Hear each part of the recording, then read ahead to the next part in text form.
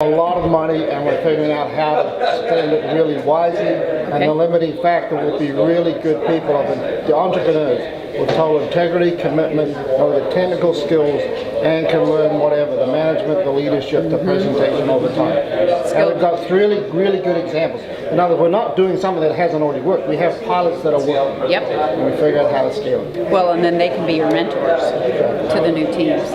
The mentoring concept works incredibly well in new communities and new villages. So, yeah. And I think that's what is important, and that's what I was saying earlier, that in Africa, we are needing you to come in and empower us as Africans to do the job. Or other Africans who have been successful role models. Exactly. And that's what I talked about. That's why I am excited about figuring out what in the world is happening to Africans in the diaspora.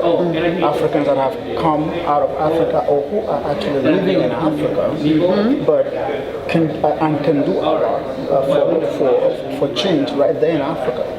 Because when you take a look at Africa, you see that Africa is blessed with talent, whether it is athletic talent or it's academic talent or it is artistic talent. It's all of that. Exactly. What is necessary is for us to create an environment where those young boys and girls can blossom.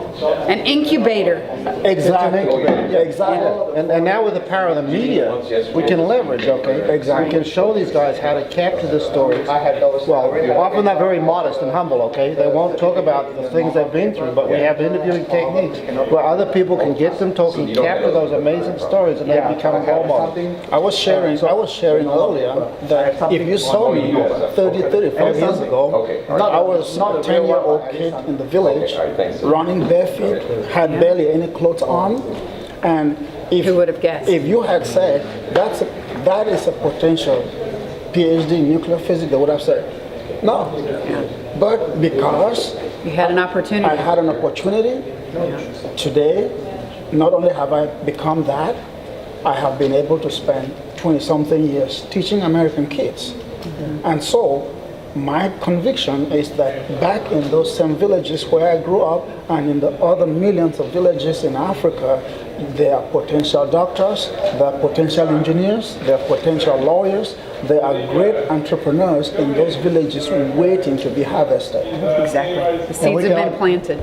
We can identify. There are tests. I mean, the military is very good at this. They can test with their, it's called Armed Services Vocational Battery. They can test as you're coming out of high school, can you run a nuclear reactor? Because there's only a very small percentage of people who can do that. Exactly. So we can help them identify what their skills are and then point them in the right direction. Exactly. And when you go to Africa, one of the things that you notice is that sometimes you don't have to work that hard to notice the skills, because with nothing, those kids are making their own toys.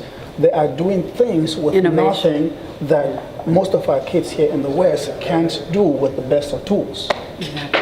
Well, it's been a pleasure. Great session. Thank you. Yeah.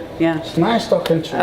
Our worlds Nice have chatting with you. intersected Yes. for a reason. Nice talking to you, my brother. Okay.